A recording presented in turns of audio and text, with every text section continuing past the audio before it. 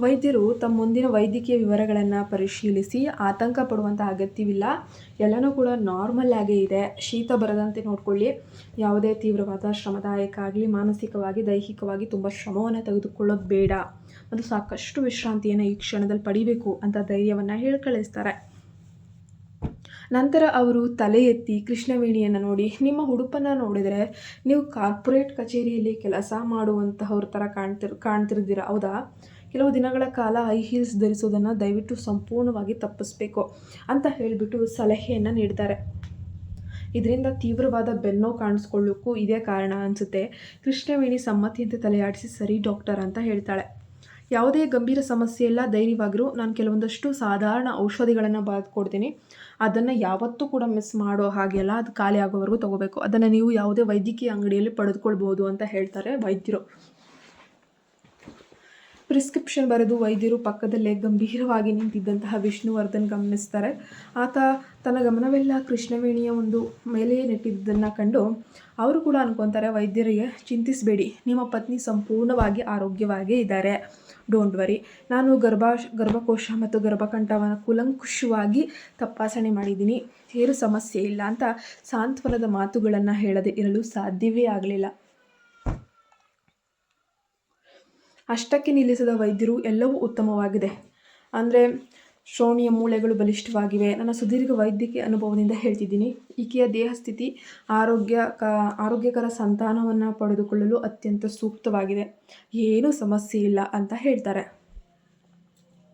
ವೈದ್ಯರ ಈ ಮಾತುಗಳನ್ನು ಕೇಳಿ ಕೃಷ್ಣವೇಣಿಯ ಮುಖ ಮತ್ತೆ ಮುಜುಗರದಿಂದ ಒಂದು ಕ್ಷಣ ಕೆಂಪಗಾಗಿ ಹೋಗುತ್ತೆ. ಅಂದರೆ ಅಗಲವಾದ ಹಿಪ್ಸ್ ಇದ್ದರೆ ಸುಲಭವಾಗಿ ಮಗುವಿಗೆ ಜನ್ಮ ನೀಡಬಹುದು ಅಂತ ಆಡಿಕೊಳ್ತಿದ್ದ ಹಳೆಯ ಮಾತುಗಳು ಆಕೆಯ ನೆನಪಿಗೆ ಬಂದವು.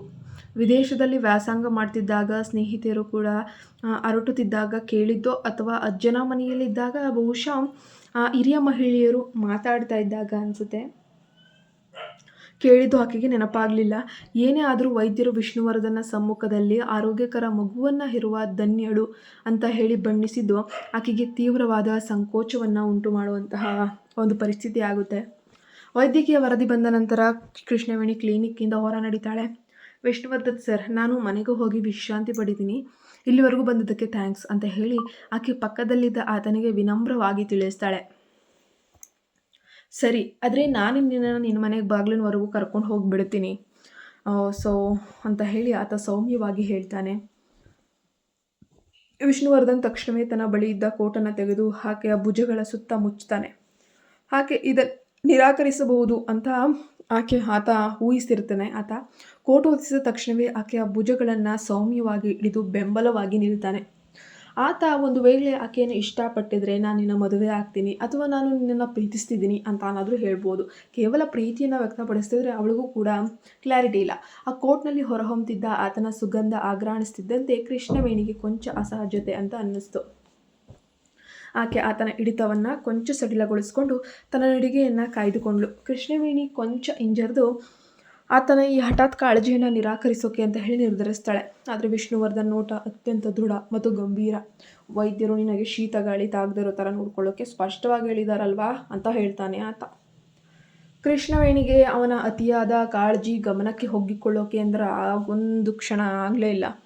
ಆದರೆ ಆಲೋಚಿಸಿದಾಗ ಈ ವಿಚಾರದಲ್ಲಿ ಆತನೊಂದಿಗೆ ಸುಮ್ಮನೆ ವಾದ ಬೆಳೆಸುವುದಕ್ಕಿಂತ ಆತನ ಮಾತನ್ನು ಮುಕ್ತವಾಗಿ ಒಪ್ಪಿಕೊಳ್ಳುವುದೇ ತುಂಬ ಒಳ್ಳೆಯದು ಅಂತ ಅನ್ನಿಸ್ತು. ತಾನು ಮನೆಗೆ ತಲುಪಿದ ತಕ್ಷಣ ಆತ ಖಂಡಿತವಾಗಿಯೂ ಹೊರಟು ಹೋಗ್ತಾನೆ, ಆಮೇಲೆ ಪರಿಸ್ಥಿತಿ ತಿಳಿಯಾಗಲಿದೆ ಅಂತಲೂ ಅಂದುಕೊಂಡ್ಳು. ಆ ಒಂದು ಆಲೋಚನೆಯೊಂದಿಗೆ ಆಕೆ ತನ್ನ ಬಾಡಿಗೆ ಮನೆ ಇರುವಂತಹ ಲೇಔಟ್ನತ್ತ ಹೆಜ್ಜೆಯನ್ನು ಇಡ್ತಾಳೆ. ವಿಷ್ಣುವರ್ಧನ್ ಶಾಂತ ಹೆಜ್ಜೆಗಳು ಆಕೆಯನ್ನು ಸೂಕ್ತ ಅಂತರದಲ್ಲೇ ಹಿಂಬಾಲಿಸೋಕೆ ಶುರು ಮಾಡಿಕೊಳ್ತವೆ. ಇಬ್ಬರ ನಡುವೆ ನಿಖರವಾದ ಅಂತರವಿತ್ತಾದರೂ ದೂರದಿಂದ ನೋಡುವವರಿಗೆ ಅವರಿಬ್ಬರ ನಡುವೆ ಯಾವುದೋ ಆಳವಾದ ನಂಟಿದೆ ಅನ್ನೋ ಥರ ಭಾಸ ಆಗ್ತಾ ಇತ್ತು. ತಣ್ಣನೆಯ ರಾತ್ರಿ ಗಾಳಿ ಬೀಸ್ತಿದ್ರೂ ಕೂಡ ಕೃಷ್ಣವೇಣಿಗೆ ಚಳಿ ಅಂತ ಅನ್ನಿಸ್ಲೇ ಇಲ್ಲ. ಬದಲಿಗೆ ಆತನ ಕೋಟಿನ ಶಾಖ ಸಾಮೀಪ್ಯದಿಂದಾಗಿ ಅಳಿಯ ದೇಹದಲ್ಲಿ ವಿಚಿತ್ರವಾದ ಉಷ್ಣತೆ ಅನ್ನೋಂಥದ್ದು ಹರಡಿದಂತಾಗುತ್ತೆ. ಆಕೆಯ ಎದೆಬಡಿತ ಅನ್ನೋದು ವೇಗವಾಯಿತು. ಒಳಗೊಳಗೆ ಒಂದು ರೀತಿಯ ಕಂಪನ ಅನ್ನೋದು ಆರಂಭ ಆಗೋಕ್ಕೆ ಶುರುವಾಗುತ್ತೆ. ಆಕೆಯ ದೇಹದಲ್ಲಿ ಏನೋ ಒಂದು ರೀತಿಯ ವಿಚಿತ್ರವಾದ ಬದಲಾವಣೆ ಆಗ್ತಾ ಇರೋದು ಅವಳಿಗೆ ತಿಳಿದು ಬಂತು. ತನ್ನ ರಕ್ಷಣೆಗೆ ಈ ಪ್ರಭಾವಿ ಪುರುಷ ಅನ್ನುವಂತಹ ವ್ಯಕ್ತಿ ತನ್ನ ಜೊತೆ ಇರುವಾಗ ಕೃಷ್ಣವೇಣಿಗೆ ಅರಿಯದೆಯೇ ದಿಗ್ಗುಣ ಸುರಕ್ಷತೆಯ ಭಾವನೆ ಮೂಡಿತು. ಜಗತ್ತಿನಲ್ಲಿ ಇಂತಹ ಮಹಾನ್ ಮತ್ತು ಸಮರ್ಥ ವ್ಯಕ್ತಿ, ತನಗೆ ಆಸರೆಯನ್ನು ಬಯಸಿದ ಹೆಣ್ಣು ಯಾರಿರಲು ಸಾಧ್ಯ? ಆದರೆ ಪ್ರತಿಯೊಬ್ಬರೂ ಇವನೇ ನನಗಾಗಿ ಹುಟ್ಟಿದ ಸರಿಯಾದ ವ್ಯಕ್ತಿ ಅಂತ ನಂಬಿದಾಗಲೇ ಕೊನೆಯ ಕಣ್ಣೀರು ಮತ್ತು ನೋವನ್ನು ಉಣಬೇಕಾಗ್ತದೆ. ಬದುಕಿನಲ್ಲಿ ಗಾಯಗಳು ಉಂಟಾದಾಗ ಅಷ್ಟೇ ಪ್ರೀತಿ ಅನ್ನುವಂಥ ಜೇನುತುಪ್ಪದಂತೆ ಸಿಹಿಯಾಗಿರಬಹುದು. ಅದೇ ಸಮಯದಲ್ಲಿ ಇದ್ದಕ್ಕಿದ್ದಂತೆ ಚಾಕುವಿನ ತುದಿಯಂತೆ ತಣ್ಣಗಾಗಬಹುದು ಎಂಬ ಕಹಿ ಸತ್ಯ ಅರ್ಥವಾಗುವುದು. ಈ ಮನುಷ್ಯ ಕೊನೆಗೆ ತನ್ನ ಜೀವನದಲ್ಲಿ ಏನನ್ನು ಬಿಟ್ಟು ಹೋಗ್ತಾನೋ ಕೃಷ್ಣವೇಣಿ ಮಾತ್ರ ತಿಳಿತಾ ಇಲ್ಲ. ಕೃಷ್ಣವೇಣಿ ಆತನ ಮೇಲೆ ಯಾವುದೇ ಭರವಸೆಯನ್ನು ಇಟ್ಟುಕೊಳ್ಳುವ ಧೈರ್ಯವೂ ಆಕೆಗಿರಲಿಲ್ಲ. ಯಾಕಂದರೆ ಆಲ್ರೆಡಿ ಜಯಂತ್ನ ನಂಬಿ ಮೋಸ ಹೋಗಿ ಅವನ ಒಂದು ಲೀಲೆಗಳನ್ನೆಲ್ಲ ಕೇಳಿ ಅವಳಿಗಂತೂ ರೋಸ್ ಹೋಗಿತ್ತು. ಕೃಷ್ಣವೇಣಿ ತನ್ನ ವಸತಿ ಸಮುಚ್ಚಯ ಪ್ರಮುಖ ಪ್ರವೇಶದ್ವಾರವನ್ನು ತಲುಪುವವರೆಗೂ ಕೂಡ ವಿಷ್ಣುವರ್ಧನ್ನೊಂದಿಗೆ ಒಂದೇ ಒಂದು ಮಾತು ಕೂಡ ಆಡಕ್ಕೆ ಹೋಗಲಿಲ್ಲ. ಅವಳು ಪಾಡಿಗಳಿದ್ಲು, ಯಾವ ಫ್ಲ್ಯಾಟ್ನಲ್ಲಿ ವಾಸಿಸ್ತಿದ್ದೀನಿ ಎಂಬ ಸತ್ಯ ಆತನಿಗೆ ತಿಳಿಯುವುದು ಆಕೆಗೆ 1% ಕೂಡ ಇಷ್ಟ ಇಲ್ಲ. ಒಂದು ವೇಳೆ ತಿಳಿದ್ರೆ ಆತರ ಯಾವುದೇ ಕ್ಷಣದಲ್ಲಾದರೂ ತನ್ನ ಬಾಗಿಲ ಮುಂದೆ ಬಂದು ನಿಲ್ಲಬಹುದು, ಬಾಗಿಲು ಹೊಡಿಬಹುದು ಅನ್ನೋ ಭಯ ಆಕೆಯನ್ನು ಕಾಡ್ತಾನೆ ಇತ್ತು. ಆಕೆ ಪ್ರಸ್ತುತ ಗೆಳತಿ ನಿಶಾ ಜೊತೆ ಕೊಠಡಿಯನ್ನು ಹಂಚ್ಕೊಂಡಿದ್ಲು. ನಿಶಾ ಇವರಿಬ್ಬರನ್ನ ಒಟ್ಟಿಗೆ ಕಂಡ್ರೆ ಅನಗತ್ಯ ತಪ್ಪುಗ್ರಹಿಗಳಾಗಬಹುದು, ಹಾಗೆ ನಮ್ಮ ಅಣ್ಣ ಅಮ್ಮ ಅನ್ಕೊಂಡಿರೋ ಸತ್ಯ ಅಂತಾನೂ ಅವಳು ಅನಿಸ್ಬಿಡ್ಬೋದು. ಕಚೇರಿಯಲ್ಲಿ ಜಯಂತ್ ಮತ್ತು ಸುಜಿ ಈಗಾಗಲೇ ಬಾಸ್ ಹಾಗೂ ತನ್ನ ನಡುವಿನ ಸಂಬಂಧವನ್ನು ತಪ್ಪಾಗಿ ಅರ್ಥೈಸಿಕೊಂಡಿದ್ದಾರಲ್ವ, ಅಷ್ಟೇ ಸಾಕಿತ್ತು. ಅದು ಮತ್ತಷ್ಟು ಮುಜುಗರ ಪಡುವಂತಹ ಸಂಗತಿಯಾಗಿ ಹೋಗಿತ್ತು. ತನ್ನ ಜೀವನದ ಬಗ್ಗೆ ಮತ್ತೊಂದು ತಪ್ಪು ತಿಳುವಳಿಕೆ ಸೃಷ್ಟಿಯಾಗುವುದು ಆಕೆಗೆ ಬೇಕಿರಲಿಲ್ಲ. ಆದರೂ ಅಲ್ಲದೆ ಆಕೆ ಇತ್ತೀಚೆಗಷ್ಟೇ ಜೈ ಜೊತೆಗಿನ ಒಂದು ಸಂಬಂಧವನ್ನು ಮುರಿದುಕೊಂಡಿದ್ದಾಳೆ. ಬ್ರೇಕಪ್ ಆದ ಕೆಲವೇ ದಿನಗಳಲ್ಲಿ ವಿಷ್ಣುವರ್ಧನ್ ಆಕೆಯನ್ನು ಮನೆಗೆ ಕರೆತರುವುದನ್ನು ಕಂಡ್ರೆ ನಿಶಾ ಆಕೆಗೆ ಬಗ್ಗೆ ಎಷ್ಟು ಒಳ್ಳೆಯ ಅಭಿಪ್ರಾಯವನ್ನು ಹೊಂದಿದ್ರೂ ಕೂಡ ಆಕೆಯನ್ನು ಖಂಡಿತ ತಪ್ಪಾಗಿ ತಿಳ್ಕೊಳ್ಳೋದ್ರಲ್ಲಿ 2 ಮಾತೇ ಇಲ್ಲ. ಹಾಗಾಗಿ ತನ್ನ ಸ್ನೇಹಿತೆಯ ಮೇಲಿನ ಭಯಕ್ಕೆ ಆಕೆ ಅದನ್ನು ವಿರೋಧಿಸೋಕೆ ಕಾರಣ ಆಯಿತು. ವಿಷ್ಣುವರ್ಧನ್ ಸರ್, ನೀವು ಹೊರಡಿ, ನಾನು ಸುರಕ್ಷಿತವಾಗಿ ತಲುಪಿದ್ದೀನಿ. ಕೃಷ್ಣವೇಣಿ ತಲೆಬಾಗಿ ಆತನ ಕೋಟನ್ನು ಆತನಿಗೆ ಮರಳಿಸ್ತಾಳೆ. ವಿಷ್ಣುವರ್ಧನ್ ಕೃಷ್ಣವೇಣಿಯಿಂದ ಅರ್ಧ ಮೀಟರ್ ಅಂತರದಲ್ಲಿ ನಿಂತು ಕೋಟಿನತ್ತ ಕಣ್ಣಿಟ್ಟು ನೋಡ್ತಾನೆ. ಆ ಕಪ್ಪು ಕೋಟ್ ಆಕೆಯ ಮೃದುವಾದ ಬಿಳಿ ಕೈಗಳಲ್ಲಿ ಮುದುಡಿಕೊಂಡಿತ್ತು. ಆತ ಕೋಟನ್ನು ತಕ್ಷಣವೇ ಸ್ವೀಕರಿಸಕ್ಕೆ ಹೋಗಲಿಲ್ಲ. ರಸ್ತೆ ಬದಿಯ ದೀಪಗಳಲ್ಲಿ ಸಾಲಿನಲ್ಲಿ ವಿಷ್ಣುವರ್ಧನ್ ಸಿಗರೇಟ್ ಒಂದನ್ನು ಹೊತ್ತಿಸಿ ಆಳವಾಗಿ ಹೊಗೆಯನ್ನು ಹಿಡಿಯುತ್ತಾ ಆಕೆಯನ್ನು ದಿಟ್ಟಿಸ್ತಾನೆ ಇದ್ದಾನೆ. ಆಕೆ ತನ್ನ ಗಂಭೀರ ಧ್ವನಿಯಲ್ಲಿ, ನಿನಗೆ ಯಾವುದಾದ್ರೂ ಭಯ ಇದೆಯಾ ಕೃಷ್ಣವೇಣಿ ಅಂತಾನು ಕೇಳ್ತಾನೆ. ಆತನ ಪ್ರಶ್ನೆಗಳಿಗೆ ಹೇಗೆ ಉತ್ತರಿಸಬೇಕು, ಆತನ ವ್ಯಕ್ತಿತ್ವದ ಬಗ್ಗೆ ಒಳಗೊಳಗೆ ತೀವ್ರವಾದ ಒಂದು ಭಯವಿತ್ತು. ಆತನ ಕಟ್ಟುಮಸ್ತಾದ ದೇಹ, ಎತ್ತರದ ನಿಲುವು, ಆತನ ಪ್ರತಿಯೊಂದು ಚಲನೆ ವ್ಯಕ್ತವಾಗ್ತಿದ್ದ ಗಾಂಭೀರ್ಯ, ಇವೆಲ್ಲವೂ ಆತನನ್ನು ದೂರದಿಂದ ಮಾತ್ರ ಗೌರವಿಸಬಹುದೇ ವಿನಃ ನಿಕಟವಾಗಲು ಸಾಧ್ಯವಿಲ್ಲ ಅನ್ನುವಂತಹ ಭಾವನೆಯನ್ನು ಮೂಡಿಸ್ತಾ ಇದ್ವು. ವಿಷ್ಣುವರ್ಧನ್ ಸರ್ರು ನನ್ನಂತಹ ಸಾಮಾನ್ಯ ಹುಡುಗಿಯ ಜೀವನದಲ್ಲಿ ಬಂದಂಥದ್ದು ಜೀವನವನ್ನು ನೀವೇಕೆ ಹೀಗೆ ಸಂಕೀರ್ಣಗೊಳಿಸ್ತಾ ಇದ್ದೀರಿ? ಈ ಪ್ರಶ್ನೆಯನ್ನು ಕೇಳ್ತಿದ್ದಾಗೆ ವಿಷ್ಣುವರ್ಧನ್ ಕೂಡ ಅರ್ಧ ಹೆಜ್ಜೆಯನ್ನು ಮುಂದಿಟ್ಟ. ಆತ ತನ್ನ ಹುಬ್ಬುಗಳನ್ನು ಮೇಲಕ್ಕೆ ಏರಿಸುತ್ತಾ, ಮುಂದೆ ಮಾತನಾಡು ಅಂತ ಹೇಳ್ತಾನೆ. ಕೃಷ್ಣವೇಣಿ ಬೀದಿ ದೀಪಗಳ ಬೆಳಕಿನಲ್ಲಿ ನಿಂತಿದ್ಲು. ಬೆಳಕಿನ ಪ್ರತಿಬಿಂಬಕ್ಕೆ ಆಕೆಯ ಕಣ್ಣುಗಳು ಕೂಡ ಹೊಳಿತಾನೆ ಇದ್ವು. ಅವುಗಳಲ್ಲಿ ಕಣ್ಣೀರ ಹನಿಗಳು ಕೂಡ ತುಂಬಿಕೊಂಡಂತೆ ಆ ಕ್ಷಣದಲ್ಲಿ ಕಾಣ್ತಾ ಇತ್ತು. ಅವಳು ತೀವ್ರ ದುಃಖದಲ್ಲಿದ್ದಾಳೆ. ನನಗೆ ಈ ಜೀವನದಲ್ಲಿ ಅಪಾರ ಸಂಪತ್ತು ಮತ್ತು ಪ್ರಸಿದ್ಧಿ ಬೇಕಿಲ್ಲ. ಪ್ರಶಾಂತವಾದ, ಗೌರವಯುತವಾದ ಜೀವನ ಹೊಂದಿದ್ದರೆ ಸಾಕು. ನನಗಂತೂ ಸಾಕಾಗಿ ಹೋಗಿದೆ. ಹಾಗಾಗಿ ವಿಷ್ಣುವರ್ಧನ್ ಸರ್, ನೀವು ಜಗತ್ತಿನ ಭಾಗವಾಗುವ ಯಾವುದೇ ಉದ್ದೇಶ ನನಗಿಲ್ಲ. ಸಿಂಡ್ರೆಲ್ಲಾ ಕಥೆಯಂತೆ ರಾಜಕುಮಾರಿಯಾಗುವ ಕನಸುಗಳೂ ಕೂಡ ನನಗಿಲ್ಲ. ನಿಮ್ಮ ಸಣ್ಣ ಆಸರೆಗಾಗಿ ಸಾಲಾಗಿ ಕಾಯುತ್ತಿರುವಂತಹ ಎಷ್ಟೋ ಪ್ರಭಾವಿ ಮಹಿಳೆಯರಿದ್ದಾರೆ, ಹೆಸರಾಂತ ನಟಿಯರಿದ್ದಾರೆ, ಶ್ರೀಮಂತ ಕುಟುಂಬಗಳಲ್ಲಿ ಬೆಳೆದಂತಹ ಹೆಣ್ಣು ಮಕ್ಕಳಿದ್ದಾರೆ. ಆ ಯುವತಿಯರಲ್ಲಿ ಅವರಲ್ಲಿ ಯಾರನ್ನಾದರೂ ನೀವು ಆಯ್ಕೆ ಮಾಡಿಕೊಳ್ಳಬಹುದಲ್ಲವೇ ವಿಷ್ಣುವರ್ಧನ್ ಸರ್ ಅಂತ ಹೇಳಿದ್ಲು. ವಿಷ್ಣುವರ್ಧನ್ ತನ್ನ ಎದುರಿಗಿದ್ದಂತಹ ಕೃಷ್ಣವೇಣಿಯನ್ನು ಆಳವಾಗಿ ನೋಡ್ತಾನೆ. ಹೊರಗೆ ಆತ ಸಂಪೂರ್ಣವಾಗಿ ಶಾಂತವಾಗಿ ಕಾಣಿಸ್ತಿದ್ರು, ಒಳಗೊಳಗೆ ಆತ ಮನಸ್ಸಿನಲ್ಲಿ ದೊಡ್ಡ ಬಿರುಗಾಳಿ ಎದ್ದಿತ್ತು. ಆತ ತಾನಾಗಿ ಮುತುವರ್ಜಿ ವಹಿಸಿ ಎಂದಾದರೂ ಒಬ್ಬ ಮಹಿಳೆ ಹಿಂದೆ ಬಿದ್ದಿದ್ದೇನೆ. ಆತನ ಎತ್ತ ತಾಯಿಗೂ ಆತನಿಂದ ಇಷ್ಟೊಂದು ಕಾಳಜಿ ಸಿಕ್ಕಿರಲಿಲ್ಲ. ಆಕೆಗಾಗಿ ಆತ ಎಷ್ಟು ಮೆಟ್ಟಿಲುಗಳನ್ನು ಕೆಳಗಿಳಿದು ಬಂದಿದ್ದಾನೆ ಎಂಬುದು ಆಕೆಗೆ ಪುಟ್ಟ ಸುಳಿವು ಕೂಡ ಆ ಕ್ಷಣದಲ್ಲಿ ಸಿಗ್ತಾ ಇರಲಿಲ್ಲ. ಕಂಡವರೆಲ್ಲ ನನ್ನನ್ನು ತಲುಪಲು ಸಾಧ್ಯವಿಲ್ಲ ಅಂತ ನೀನು ಭಾವಿಸಿದೀಯಾ? ನಾನು ನಿನಗೆ ಸಣ್ಣದಾಗಿ ಸ್ಪರ್ಶಿಸಿದಾಗಲೂ ನೀನು ರೋಮಾಂಚನಗೊಂಡಿದ್ದೆ. ಈಗ ಹೀಗೆ ಉತ್ತರ ಕಾಯ್ದುಕೊಳ್ಳುವ ನಟನೆ ಯಾಕೆ ಅಂತ ಆತ ಅವಳ ಪ್ರಶ್ನೆಗೆ ಸರಿಯಾಗಿ ಉತ್ತರಿಸದೆ ಅವಳಿಗೆ ಪ್ರಶ್ನೆಗಳನ್ನು ಹಾಕ್ತಾ ಇದ್ದಾನೆ. ಈಗ ನೇರವಾಗಿ ಆಕೆಯ ಮುಂಭಾಗದಲ್ಲಿ ಬಂದು ನಿಲ್ತಾನೆ. ಕೃಷ್ಣವೇಣಿ ಆತನಿಂದ ದೂರ ಸರಿಯಲು ಯತ್ನಿಸಿದ ಕ್ಷಣದಲ್ಲೇ ವಿಷ್ಣುವರ್ಧನ್ ತನ್ನ ಕೈಯನ್ನೆತ್ತಿ ಆಕೆಯ ಕೆನ್ನೆಯನ್ನು ಸವರ್ತಾನೆ. ಆತ ತನ್ನ ಹೆಬ್ಬೆರಳಿನಿಂದ ಆಕೆಯ ತುಟಿಗಳನ್ನು ಸೌಮ್ಯವಾಗಿ ಮುಟ್ಟುತ್ತಾ, ನಿನ್ನನ್ನು ಕಾಡಲು ನನ್ನದೇ ಆದ ಬಲವಾದ ಕಾರಣಗಳಿವೆ ಕೃಷ್ಣವೇಣಿ ಅಂತ ಧೀರ ಧ್ವನಿಯಲ್ಲಿ ಉತ್ತರಿಸ್ತಾನೆ. ಕೃಷ್ಣವೇಣಿ ಆತನ ವಿಚಿತ್ರ ನೋಟವನ್ನು ದಿಟ್ಟಿಸಿದ್ಲು. ಆತನನ್ನು ಹೀಗೆ ಪರೀಕ್ಷಿಸಲು ಕಾರಣವೇನಿರಬಹುದು? ಪುರುಷರಿಗೆ ಸದಾ ತಮಗೆ ಸಿಗದ ವಸ್ತುವಿನ ಮೇಲೆ ಹೆಚ್ಚು ವ್ಯಾಮೋಹ ಅಥವಾ ಆಕರ್ಷಣೆ, ಒಮ್ಮೆ ಅದು ದಕ್ಕಿದ ಮೇಲೆ ಅವರ ಆಸಕ್ತಿ ತಾನಾಗಿಯೇ ನಾರ್ಮಲ್ ಆಗಿ ಪ್ರಕೃತಿದತ್ತವಾಗಿ ಇಳಿದು ಹೋಗ್ತದೆ. ಆ ನಂತರ ಆತನನ್ನು ಕೈಬಿಟ್ಟಾಗ ನಾನು ಸಂಪೂರ್ಣವಾಗಿ ಏಕಾಂಗಿಯಾಗುತ್ತೇನೆ. ನನ್ನ ಬದುಕು ಕಟ್ಟಿಕೊಳ್ಳುವುದು ತೀರಾ ಕಷ್ಟಕರವಾಗುತ್ತದೆ. ಕೊನೆಗೆ ನನ್ನ ಸ್ವತಂತ್ರವನ್ನು ಮರಳಿ ಪಡೆಯಲು ನಾನು ಈ ಬೆಲೆ ತರಬೇಕೆ? ಕೃಷ್ಣವೇಣಿ ತಕ್ಷಣವೇ ತಲೆ ತಿರುಗಿಸಿ ಆತನ ಬಲವಾದ ಬೆರಳುಗಳ ಹಿಡಿತದಿಂದ ತನ್ನ ಮುಖವನ್ನು ಬಿಡಿಸಿಕೊಂಡ್ಳು. ಸಿಗರೇಟ್ ಹಿಡಿದಿದ್ದ ಆತನ ಕೈ ಮೇಲಕ್ಕೆದ್ದಿತ್ತು.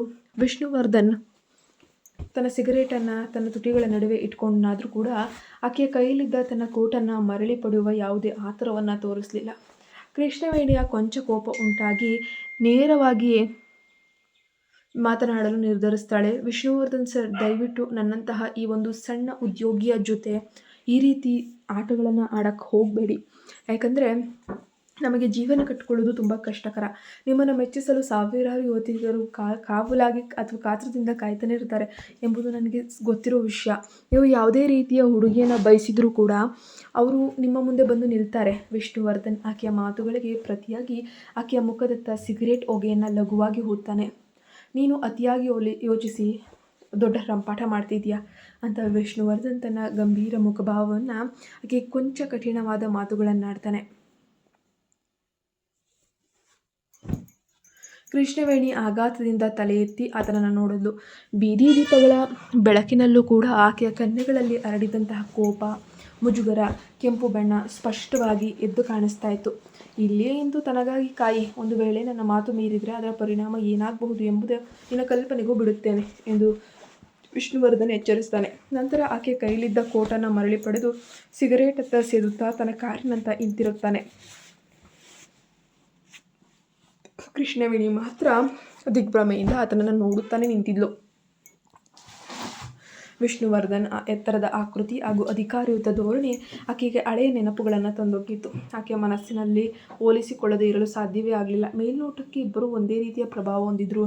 ಕಾಲೇಜು ದಿನಗಳಲ್ಲಿ ಸಭ್ಯ ನಾಯಕನಂತಿರುವಂತಹ ಹಳೆಯ ವ್ಯಕ್ತಿ ಬೇರೆ, ಈಗ ಕಣ್ಣ ಮುಂದಿರುವಂತಹ ಈ ಕೆಟ್ಟ ಕೋಪ, ಮುಖ ಮುರಿಯುವ ಮಾತುಗಳು ಇವೆಲ್ಲವೂ ಕೂಡ ಈ ವ್ಯಕ್ತಿಯು ಬೇರೆಯೇ, ಕಠಿಣ ಸಿಇಒನೇ ಬೇರೆ. ಈ ಇಬ್ಬರು ವ್ಯಕ್ತಿತ್ವದ ಇಷ್ಟೊಂದು ಅಗಾಧ ವ್ಯತ್ಯಾಸ ಇರುವಾಗ ಇವರಿಬ್ಬರು ಒಬ್ಬನೇ ವ್ಯಕ್ತಿಯಾಗಿರಲಿಕ್ಕೆ ಹೇಗೆ ಸಾಧ್ಯ? ಇದು ನನ್ನ ತಪ್ಪು ಗ್ರಹಿಕೆ. ಕೃಷ್ಣವೇಣಿ ಈಗ ತನ್ನದೇ ಆಲೋಚನೆಯ ಸುಳಿಯಲ್ಲಿ ಮುಳುಗಿರುವಾಗ ರಸ್ತೆಯ ತಿರುವಿನಿಂದ ಕಪ್ಪು ಬಣ್ಣದ ಆಡಿ ಕಾರೊಂದು ವೇಗವಾಗಿ ಬರುತ್ತಿದ್ದನ್ನು ಆಕೆ ಗಮನಿಸಲೇ ಇಲ್ಲ. ಚಾಲಕನ ಸೀಟಿನಲ್ಲಿ ಜಯಂತ್ ತೀವ್ರ ಅಸಮಾಧಾನದಿಂದ ಮುಖವನ್ನು ಗಂಟು ಹಾಕ್ಕೊಂಡು ಬೇಜಾರಿನಲ್ಲೇ ಕುಳಿತಿರ್ತಾನೆ. ಆತನ ಪಕ್ಕದಲ್ಲಿದ್ದ ಮಾಯಾಳ ಮನಸ್ಥಿತಿಯು ಕೂಡ ಅಷ್ಟೇ ರೀತಿಯಲ್ಲಿ ಕೆಟ್ಟದಾಗಿ ಹದಗೆಟ್ಟಿರುತ್ತೆ. ಆ ಕಾರು ನೇರವಾಗಿ ರಸ್ತೆ ಬದಿಯ ಹೈಪರ್ ಮಾರ್ಕೆಟ್ನ ಪಾರ್ಕಿಂಗ್ ಪ್ರದೇಶದತ್ತ ಸಾಗ್ತಿತ್ತು. ಆ ಪ್ರದೇಶದಲ್ಲಿ ಕಾರನ್ನು ನಿಲ್ಲಿಸಲು ಯೋಚಿಸ್ತಿದ್ದಾಗ ಮಾಯಾ ಇದ್ದಕ್ಕಿದ್ದಂತೆ ಕಾರ್ ನಿಲ್ಲಿಸು ಅಂತ ಹೇಳಿಬಿಟ್ಟು ಜೋರಾಗಿ ಕೂಗ್ಬಿಡ್ತಾಳೆ. ಮಾಯಾಳನ್ನು ನೋಡದೆ ಜಯಂತ್ ಕೋಪದಿಂದ ಪ್ರತಿಯೊಂದು ರಸ್ತೆಯು ನಿನ್ನ ಅಪ್ಪನ ಆಸ್ತಿ ಅಲ್ಲ, ಎಲ್ಲಂದ್ರಲ್ಲಿ ನಿಲ್ಲಿಸ್ಬಿಡೋಕ್ಕೆ ಅಂತ ಹೇಳಿಬಿಟ್ಟು ಗದರ್ತಾನೆ. ನಾನು ಅಲ್ಲಿ ಕೃಷ್ಣವೇಣಿಯನ್ನು ನೋಡಿದೆ, ನೀನೀಗ ಕಾರನ್ನ ನಿಲ್ಲಿಸ್ತೀಯೋ ಇಲ್ವೋ? ಮಾಯಾ ಹೊರಗಿನಿಂದ ತನ್ನ ದೃಷ್ಟಿಯನ್ನು ತಿರುಗಿಸಿ ಜಯಂತ್ ಕಡೆಗೆ ತೀಕ್ಷ್ಣವಾಗಿ ನೋಡ್ತಾ ಇದ್ದಾಳೆ. ನಿನ್ನ ಪ್ರಿಯತಮೆಗೆ ಹೊರೆ ನಿಂತಿದ್ದಾಳೆ, ಈಗಲೂ ಕಾರು ನಿಲ್ಲಿಸೋದಿಲ್ವೇ ನೀನು? ನಿರೀಕ್ಷೆಯಂತೆ ಕೃಷ್ಣವೇಣಿ ಹೆಸರನ್ನು ಕೇಳ್ತಾ ಇದ್ದಾಗೇನೆ ಜಯಂತ್ನ ಮುಖಭಾವ ಸಂಪೂರ್ಣವಾಗಿಯೇ ಬದಲಾಗಿ ಹೋಗುತ್ತೆ. ಅದನ್ನು ಕಂಡು ಮಾಯಾಗೆ ಅಪಾರ ನಿರಾಶೆ ಕೂಡ ಒಂದು ಕ್ಷಣದಲ್ಲಿ ಆಗ್ತದೆ. ತನ್ನ ಗರ್ಭದಲ್ಲಿ ಬೆಳೆತಿರತಕ್ಕಂತಹ ಆ ಮಗುವಿನ ಭವಿಷ್ಯ ಒಂದು ದೊಡ್ಡ ತಮಾಷೆಯಾಗಿ ಭಾಸವಾಯಿತು. ಆಕೆ ಆತನ ಮೇಲೆ ಆಕ್ರೋಶದಿಂದ ಕೂಗಾಡೋಕ್ಕೆ ಶುರು ಮಾಡ್ತಾಳೆ. ನಿನ್ನ ಮುದ್ದಿನ ಪ್ರಿಯತಮೆ ನಿನ್ನಿಂದ ದೂರವಾದದಕ್ಕೆ ನನ್ನನ್ನು ನೀನು ಹೀಗೆ ದೂಷಿಸ್ತಿದೀಯಾ? ಸರಿ, ಈಗಲೇ ಕೆಳಗಿಳಿದು ಅವಳಿಗೆ ಒಂದೆರಡು ಮಾತುಗಳನ್ನು ಹೇಳಿ ನಿನ್ನ ಅಸಲಿ ಬಣ್ಣವನ್ನು ಖಂಡಿತ ಬಯಲು ಮಾಡಿ ಬಿಸಾಕ್ತೀನಿ, ನೋಡ್ತಾನೆ ಇರು. ಜಯಂತ್ ಸಂಪೂರ್ಣವಾಗಿ ನಿರ್ಲಕ್ಷಿಸಿ ಮಾಯಾ ತಕ್ಷಣವೇ ಕಾರಿನ ಬಾಗಿಲನ್ನು ತೆರೆದು ಹೊರಗೆ ಬರ್ತಾಳೆ. ಜಯಂತ್ ಆಕೆಯನ್ನು ತಡೆಯಲು ಕೂಡ ಬಯಸಿದ್ರೂ ಆತನ ಬಾಯಿಯಿಂದ ಒಂದು ಮಾತು ಕೂಡ ಬರಲಿಲ್ಲ. ಆತನ ಬಾಯಿಯಿಂದ ಯಾವುದೇ ಒಂದು ಮಾತು ಕೂಡ ಬರಲಿಲ್ಲ. ಆತ ಸುಮ್ಮನೆ ಮುಖವನ್ನು ಗಂಟು ಹಾಕೊಂಡು ಸ್ಟೇರಿಂಗ್ ಚಕ್ರವನ್ನು ತಿರುಗಿಸಿ ಕಾರನ್ನು ಪಾರ್ಕಿಂಗ್ ಸ್ಥಳದತ್ತ ಕೊಂಡೊಯ್ತಾನೆ. ಅಲ್ಲಿ ಇದ್ದಕ್ಕಿದ್ದಂತೆ ಮಾಯಾಳನ್ನು ಕಂಡು ಕೂಡ ಕೃಷ್ಣವೇಣಿ ತಕ್ಷಣವೇ ಸ್ತಬ್ಧಳಾಗ್ತಾಳೆ. ನೀನು ಈ ಗಾಬರಿಯಾದ ಮುಖ ನೋಡುವುದಕ್ಕೆ ನಿಜಕ್ಕೂ ತುಂಬ ಆಸಕ್ತಿದಾಯಕವಾಗಿದೆ ಕಣೆ. ನಾನು ಈ ಭಾಗದಲ್ಲೇ ಇರುತ್ತೇನೆ ಎಂದು ನೀನು ಕೊಂಚ ಊಹಿಸಿರಲಿಲ್ಲ ಅಲ್ವಾ? ಹೌದಲ್ಲವೇ? ಮಾಯಾ ಯಾವುದೇ ಕರುಣೆ ಇಲ್ಲದೆ ಕೃಷ್ಣವೇಣಿಯನ್ನು ವೇಗವಾಗಿ ನೋಡುತ್ತಾ ನಂಜಿನ ಮಾತುಗಳನ್ನು ಆಡೋಕೆ, ಅವಳನ್ನು ಚುಚ್ಚೋಕೆ ಶುರು ಮಾಡ್ಕೊಳ್ತಾಳೆ. ನೀನು ಎಲ್ಲಿ ವಾಸಿಸ್ತಿದೀಯ ಎಂದು ಕಂಡುಹಿಡಿಯುವುದು ನನಗೇನು ಕಷ್ಟದ ಕೆಲಸವಾಗಿರಲಿಲ್ಲ. ಕಾವ್ಯ ಮತ್ತು ಚಂದ್ರನ್ ನಡುವಿನ ಕುಟುಂಬದ ಈ ಒಂದು ಬಾಂಧವ್ಯ ಎಷ್ಟು ಹತ್ತಿರದ್ದು ಎಂಬುದನ್ನು ನೀನು ಮರೆತಂತೆ ಕಾಣ್ತದೆ ಅಲ್ವಾ? ಎಷ್ಟು ಬೇಗ ಒಬ್ಬನನ್ನು ಬಿಟ್ಟುಬಿಡ್ತೀಯ ಅಲ್ವಾ? ಕಾವ್ಯ ಮತ್ತು ಕೃಷ್ಣವೇಣಿ ಆಕಸ್ಮಿಕವಾಗಿ ಭೇಟಿಯಾದ ದಿನದಿಂದಲೇ ಕೃಷ್ಣವೇಣಿ ಎಲ್ಲಿದ್ದಾಳೆ ಎಂಬ ವಿಷಯ ಅವರಿಗೆ ತಿಳಿದಿತ್ತು.